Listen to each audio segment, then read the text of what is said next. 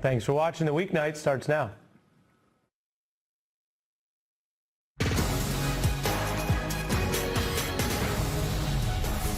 Good evening, everyone, and welcome to the Weeknight. I'm Simone Sanders Townsend with Alicia Menendez and Eugene Daniels in for Michael. He's also dropping his pens, folks.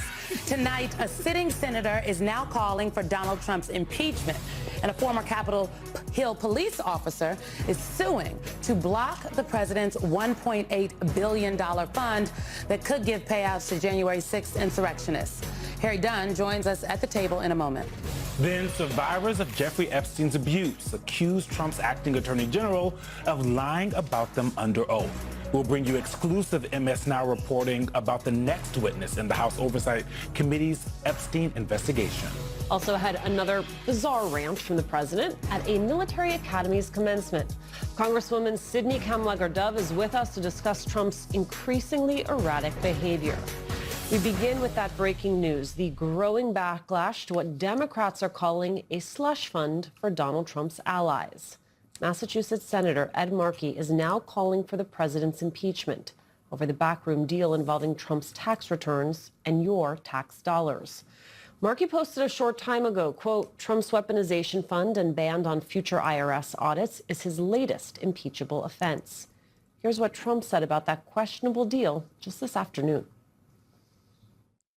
I guess they made a settlement of some kind. I wasn't involved in the settlement. I could have been involved, but I didn't choose to be. I was suing IRS for a lot of different reasons. One of the reasons is they released my tax returns, which you're not allowed to do. Now, they showed I pay a lot of tax. I may even release my current returns because they show I pay a lot of money. Also breaking tonight, Congressman Jamie Raskin has introduced a bill to block what he calls the MAGA slush fund. That's the $1.8 billion pot created by Trump's Justice Department to potentially pay out anyone who claims they were victims of, quote, DOJ weaponization. Also new today, two officers who defended the Capitol on January 6th, Harry Dunn and Daniel Hodges, they are suing to stop that slush fund. Their lawsuit reads in part, quote, militias like the Proud Boys will use money from the fund to arm and equip themselves. Most chillingly, the fund will signal to past and potential future perpetrators of violence against Dunn and Hodges that they need not fear prosecution. To the contrary, they should expect to be rewarded. This is crazy. It's crazy. It's absolutely insane. Can I just note, pardon me, as I was, and we were talking about this earlier today, what really struck me is that the government, particularly the Trump administration and the president himself, has been really clear about what he believes the government does not have money for and should not be supporting. Medicaid, right, SNAP, because all these things have been cut. NPR, PBS, right, what did Elmo do? Healthcare subsidies to make sure people have the healthcare that they need. All of these things are things that the government has cut.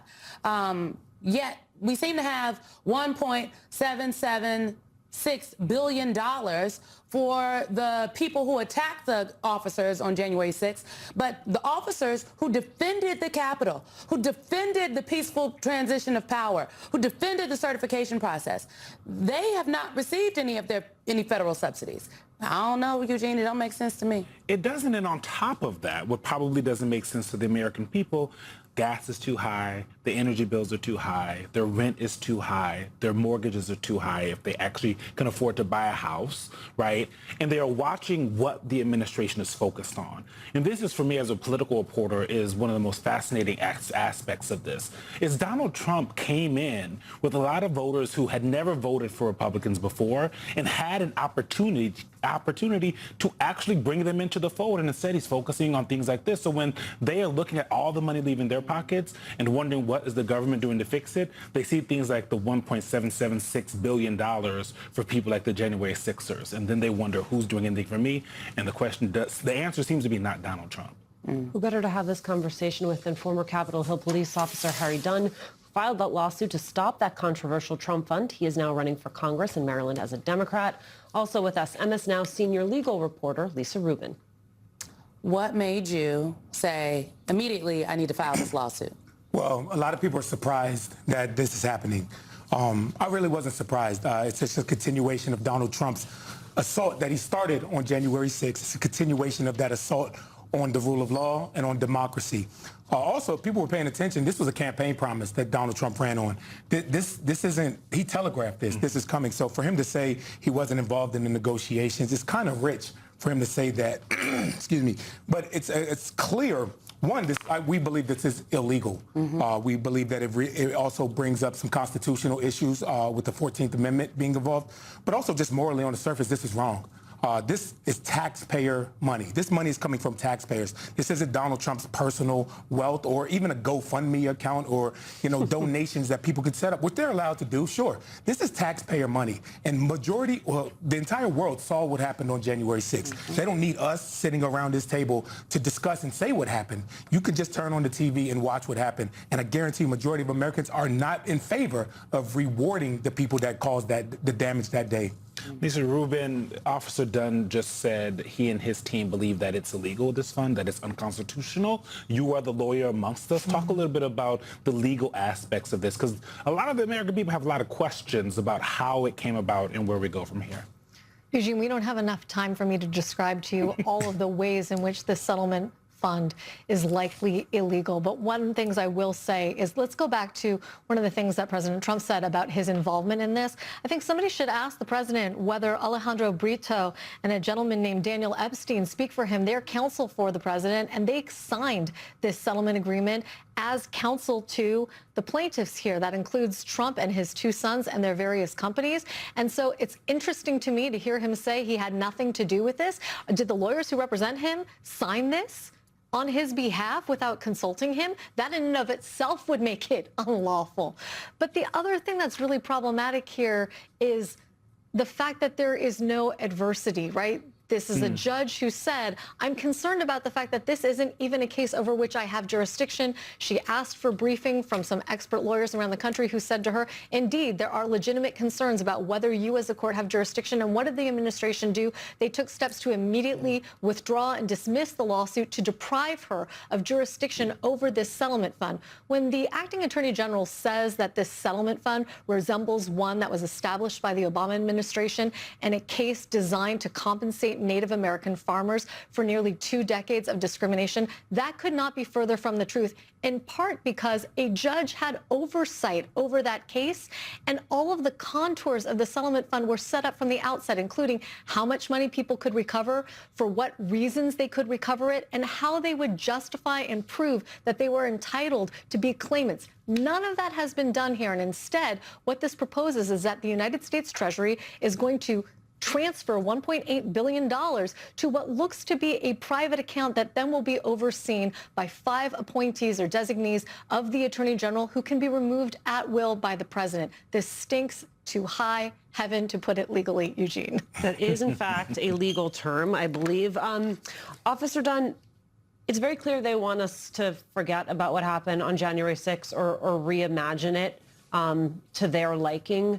I am certain that you have not forgotten what happened on January 6th, but can we just play this video? Officer Hodges is in this video, just for those who may have forgotten.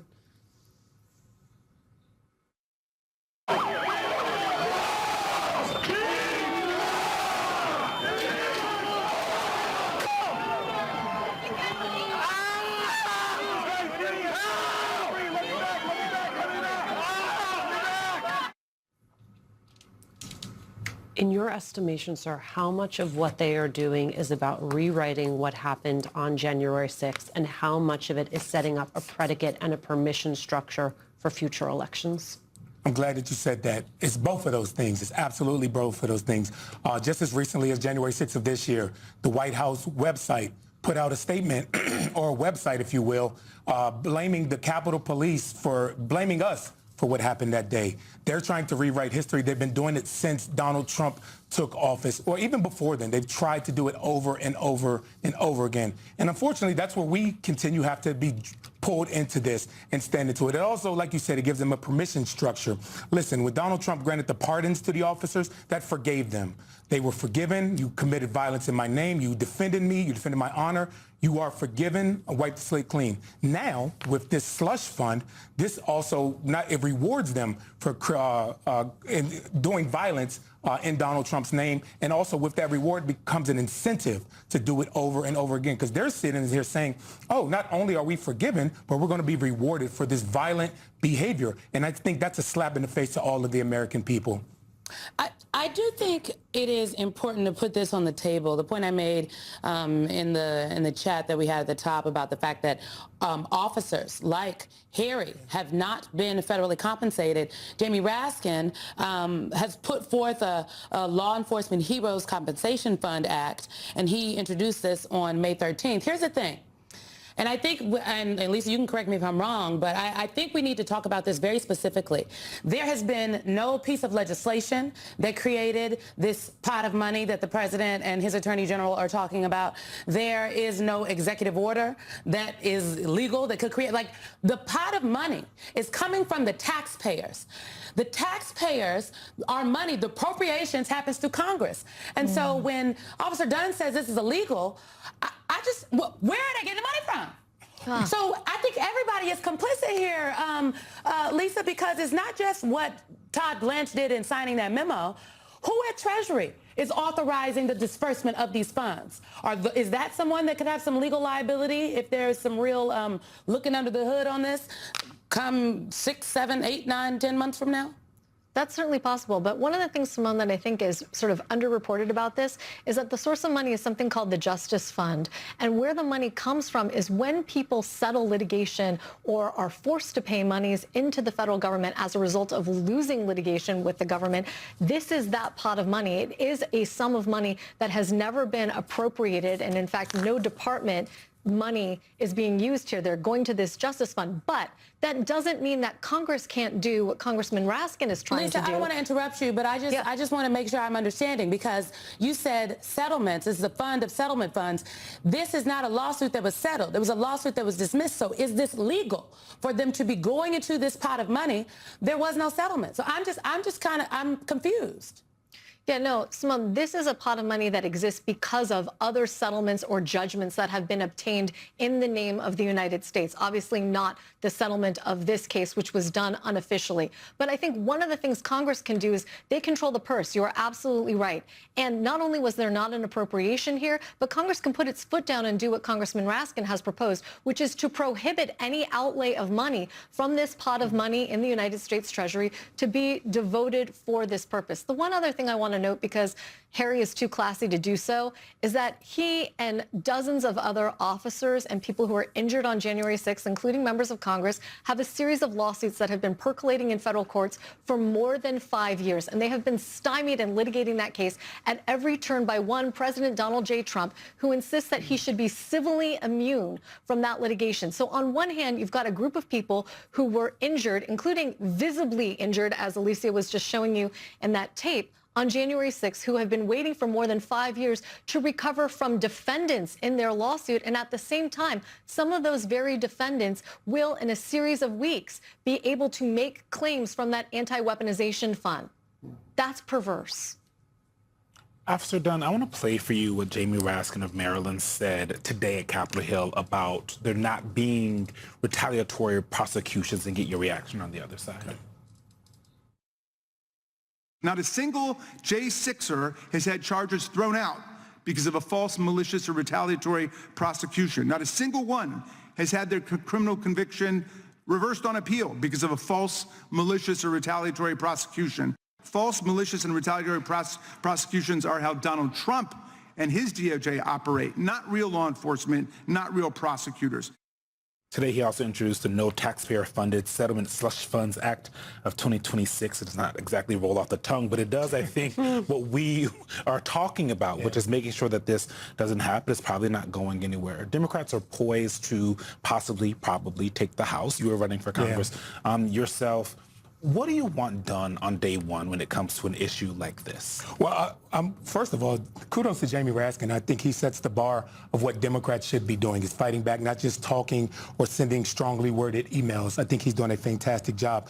But I would love to be on the Oversight Committee because they can't run from subpoenas. And we're seeing that This Congress under Mike Johnson has basically punted their co-equal powers and just saying they're being a rubber stamp for Donald Trump. So that stops here. Congress needs to be the one that actually can put their foot down against this corrupt administration. So being able to stop that. They got so much money, like you said, Simone, for all these things, but they can't fund SNAP. They can't fund health care. They can't fund the Obamacare subsidies. They are wasteful spending. They're spending billions of dollars on an illegal war. And another thing, sorry, to go back, you said officers should be getting this money. We're not asking for money. Right. And if you look at this suit, we're not asking for money. We're asking for it to be stopped. They're grifting and asking for money. I'm out there asking for people's votes. They not like us. Very done. Thank you so much for your time. Lisa sticks with us through the break because we want to discuss your new exclusive interview with the next person going before the House Oversight Committee in their Epstein investigation. And later, Congresswoman Sidney Kamdagher-Dove joins us at the table as the president embarrasses himself once again during... Tomorrow, a woman named as one of Jeffrey Epstein's potential co-conspirators will be interviewed by the House Oversight Committee. But tonight, in an exclusive interview with MSNOW's Lisa Rubin, that woman, Epstein's former assistant, Sarah Kellen, says she was also a victim of his abuse.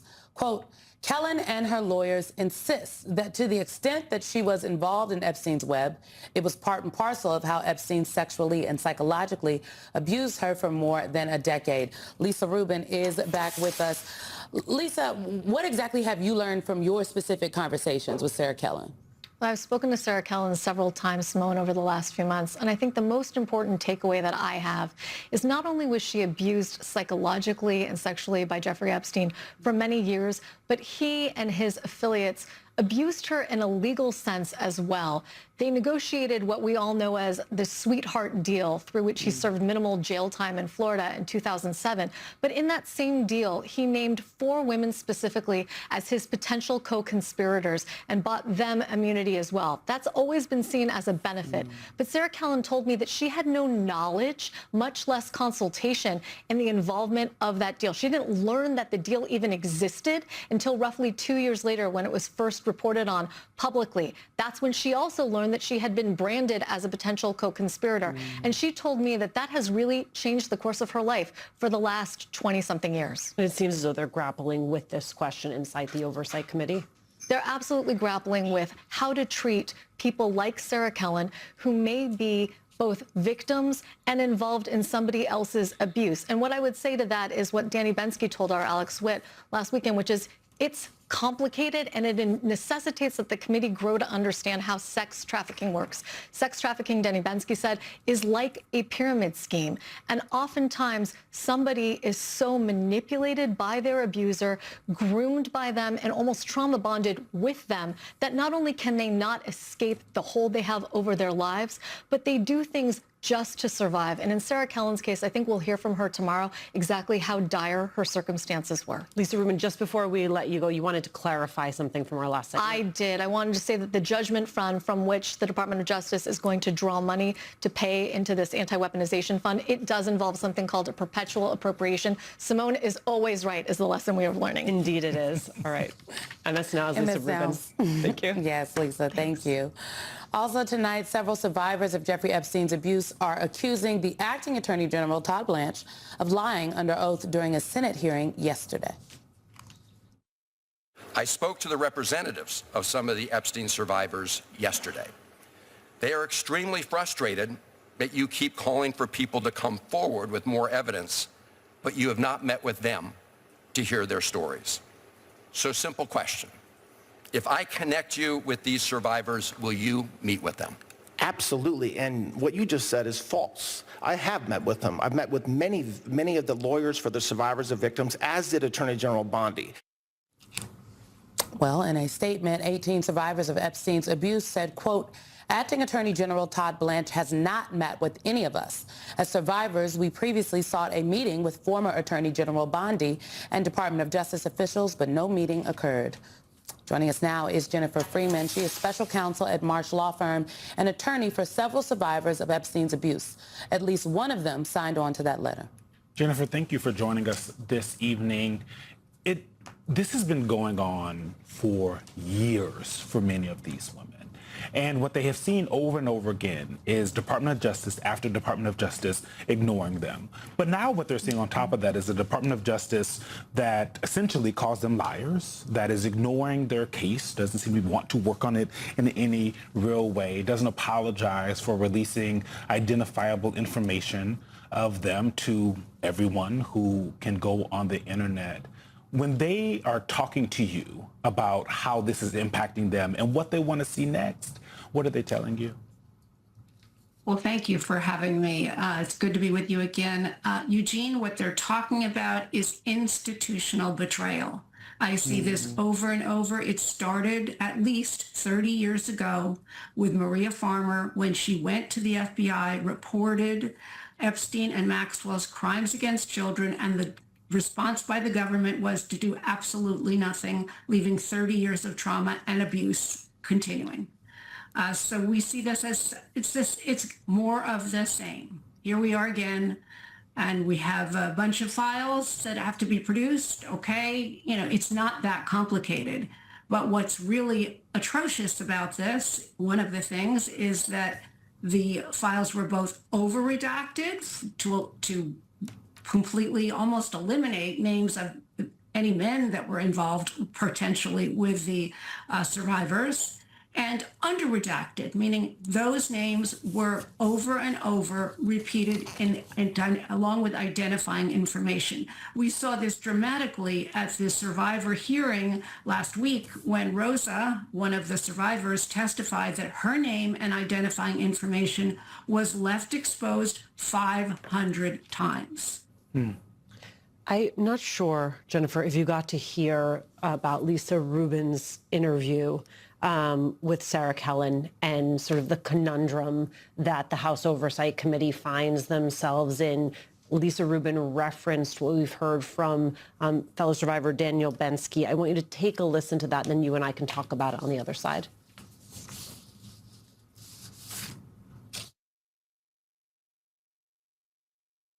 When you are victimized and then you are put in a position where you're manipulated to recruit, that is a very sticky, complex situation. But I think that it speaks to sex trafficking as a larger picture, and people really need to understand what sex trafficking is and what it looks like.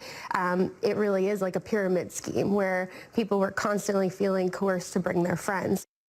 So, okay, again, Sarah Kellen tomorrow is going to be interviewed by the House Oversight Committee. Talk to us about the complexity of whether or not they approach her as a victim, a co-conspirator, the possibility that she was both. And I do believe it is a very complex issue. I was talking to a few of the survivors just about this earlier today because they too have different views of this. And I do think it's correct, as Lisa noted earlier, is that they're both. They're both a survivor and also had some kind of involvement with the crimes that were going on. We don't know to what extent, but that would be something that certainly would be of interest to learn. What I do think is odd, though, is, and maybe it'll be different than what I think it's going to be, but I don't see any likelihood of her asserting her Fifth Amendment right against self-incrimination. So perhaps she doesn't think she has any responsibility whatsoever or any potential consequences to her. And I think it's a lot more complicated than simply saying A or B. Well, I think what is not complicated is the role that Ghislaine Maxwell played in the abuse and sex trafficking that Jeffrey Epstein and his web of connections participated in. And so I was really struck by Senator Chris Van Hollen and Acting Attorney General Blanche and an exchange they had yesterday during the hearing. Take a listen. I want to get your reaction on the other side. Can you commit that the Justice Department, you, the Acting Attorney General, will not recommend a pardon for people named in the Epstein files? When you say people named, there's tens of thousands, hundreds of thousands of, quote, people named. How about Ghislaine Maxwell? Can you commit that you will? Yes, I can commit to that, of course. Okay.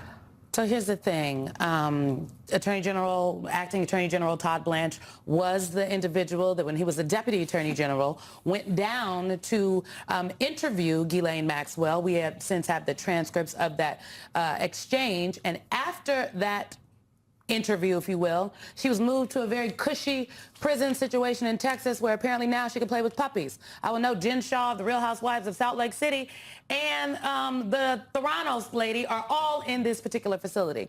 Do you take Todd Blanche at his word when he says he will not recommend a pardon, or do you feel like that language is a loophole and that you still have a concern about what may be in the future for Ghislaine Maxwell? Well, I certainly welcome Todd Blanche making that kind of commitment that he will not recommend a pardon, but that's been a long time coming. For example, my client Annie Farmer wrote to him last summer when this whole issue started to bubble up about Ghislaine Maxwell and what she was going to do and say and where she was going to be, and he did not respond at all to her request for him to commit that she would not be pardoned or recommended to be pardoned. So it's been a long time coming. The other reality is that his statement is really only a partial statement, because he should also recommend that he was also saying he will not recommend the commutation of her sentence, which is another important piece of this. So it's not merely the pardon. And then the reality is, Simone, as you well know, is he's not responsible for pardons. There is one person and one person only in the government that can issue this kind of pardon, and it's up to him, and it's not up to Todd Blanche at all. You know, I mentioned Jen Shaw. It is important to note that she was released in December, and since then, the House Oversight Committee is also looking to hear from her about her interactions with Ghislaine Maxwell. This is a story we're going to continue to cover. Jennifer Freeman, as always, we appreciate your time and your insight tonight. Thank you. After the break, Congresswoman Sydney Kamlager-Dove joins the conversation to discuss the president's erratic behavior. You actually won't believe what he said today during a commencement address, nonetheless. That is next, only on the Weeknight. Donald Trump's behavior has become increasingly troubling, if you're paying attention. Listen to this bizarre moment during the Coast Guard Academy commencement today. We also have the only cadet who earned a perfect score on every single fitness test. Now we're talking fitness. Do you know who this is already? Wow, this guy must be something. I think we'll have to invite him up. Thomas, get up here, please. I want to see. I want to check him out. Wow. Wow. Look at this guy. Look at the muscles on this guy.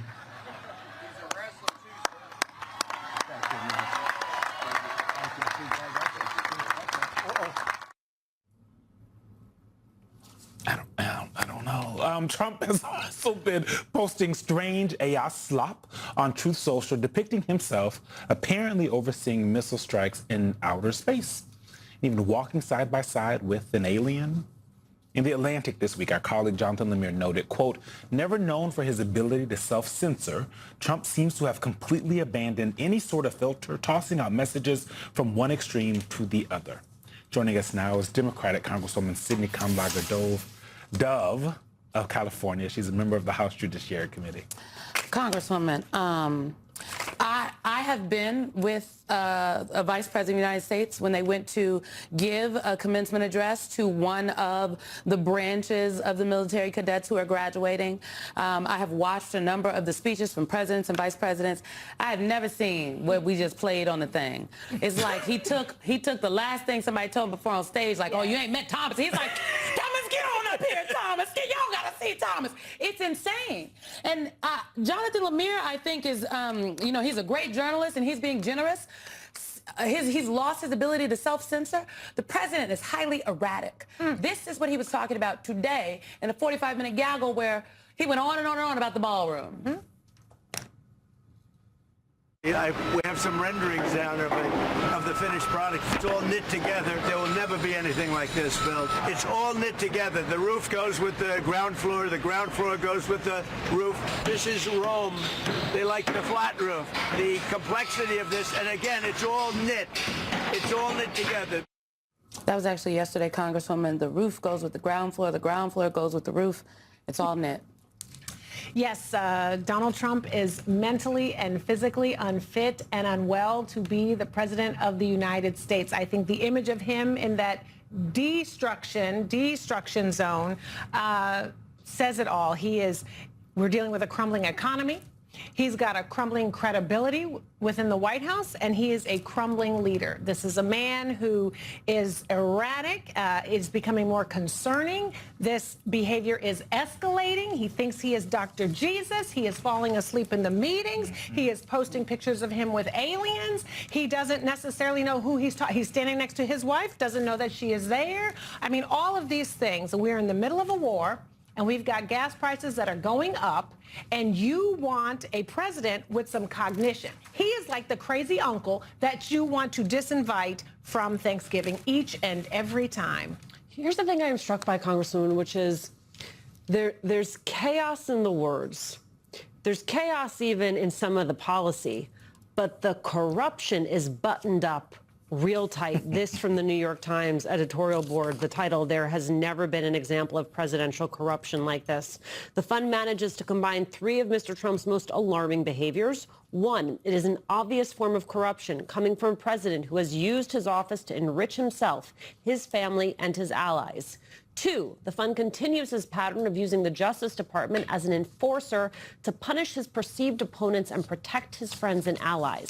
Three, the fund is his latest attempt to rewrite history about the 2020 election and the January 6, 2021 attack on Congress. Given that he is now just setting Republicans loose, Massey, Cassidy, like, is it possible that we actually start hearing them talk both about the erratic behavior and about the corruption? No, because the thief in chief has still scared the bejesus out of these Republicans. Now, obviously, yesterday's primary was a continuation of his revenge tour, but this white reparations slush fund that he's just cooked up with Todd Blanche is all about how he is going to give money to his friends, to his allies, potentially to January 6ers.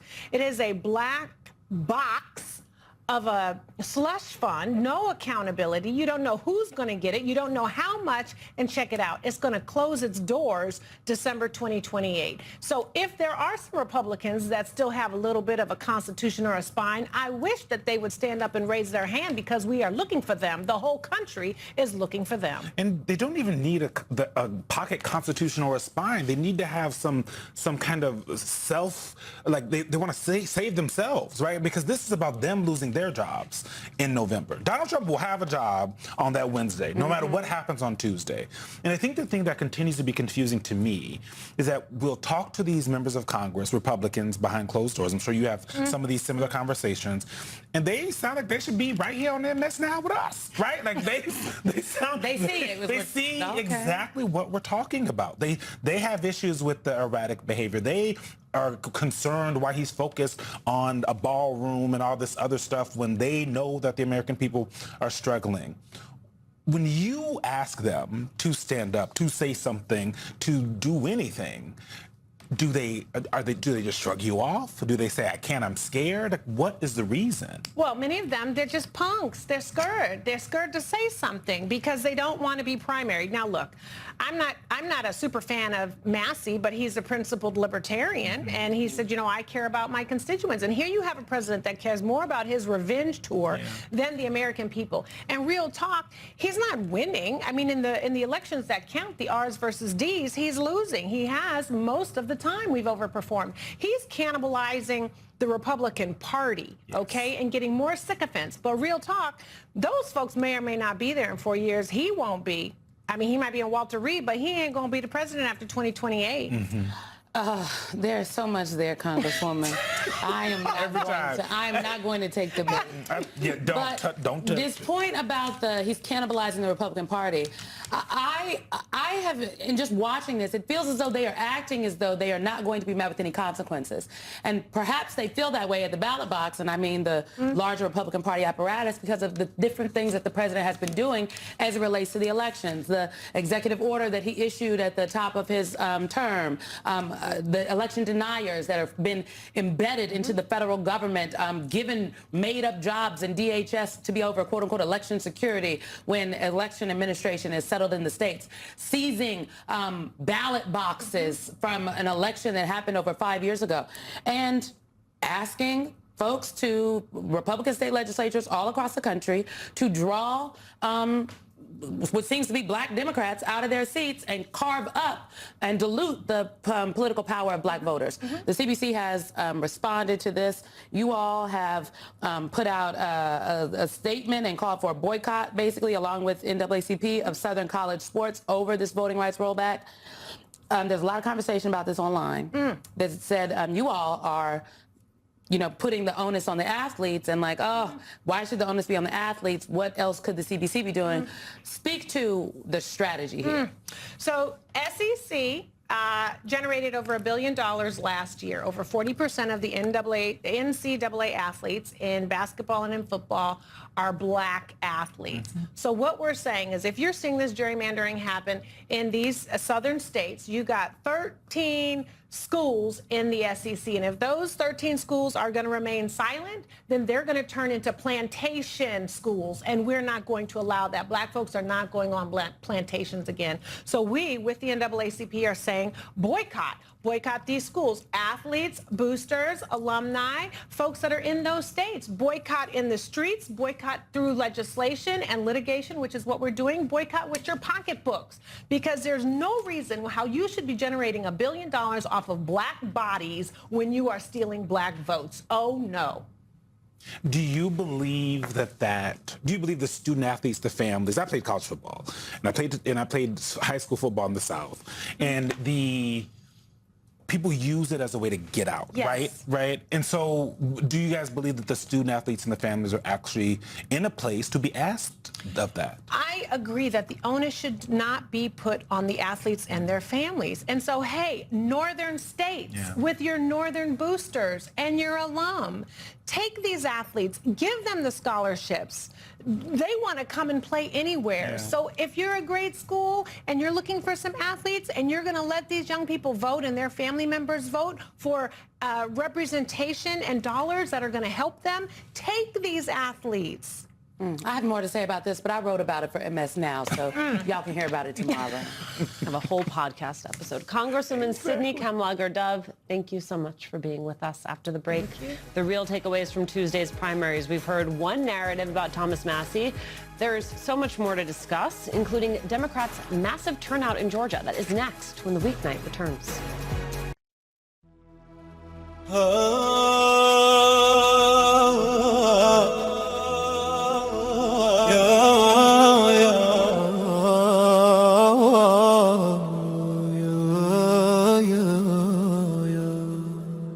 مولاي صل وسلم دائما أبدا على الحبيب الذي أجاءنا هدى يا رب بالنور أكرم مهجتي واغفر ذنوبي وهون كربتي أنت الرجاء إذا ضاقت بنا الدنيا وبذكرك العالي تحيا روحنا